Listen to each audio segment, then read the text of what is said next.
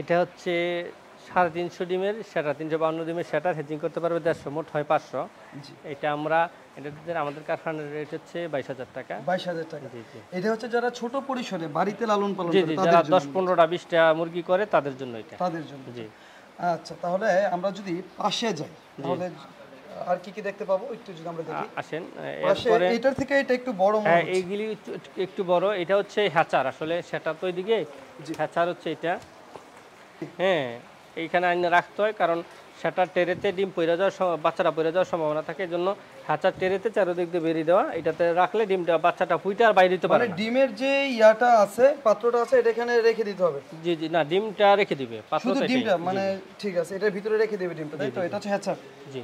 আর পাশে যদি যাই, এটা হচ্ছে সেটার, এটাতে ডিম রাখবে। এই যে দেখেন, এটাতে খোপ খোপ, ওইটাতে কিন্তু চতুর্পাশে বেরিয়ে দেওয়া। না, এটার চতুর্দিকে বাইরে দিতে পারবে না, এটাতে থাকবে। মানে বাচ্চাটা ফুটার পরে, এখান থেকে বাচ্চাটা ফুটলে কিন্তু বাচ্চাটা বাইরে পড়ে যাবে, পড়ে যেতে পারে। হ্যাঁ, বাচ্চা আঘাতপ্রাপ্ত হতে পারে। হ্যাঁ, যখন উপর থেকে বাচ্চাটা পড়বে, বাচ্চাটা ল্যাংড়া হয়ে যাবে, জি জি, হ্যাঁ, পঙ্গু হয়ে যাবে।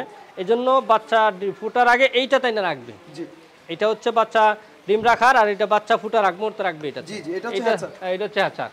তো আপনার ডিম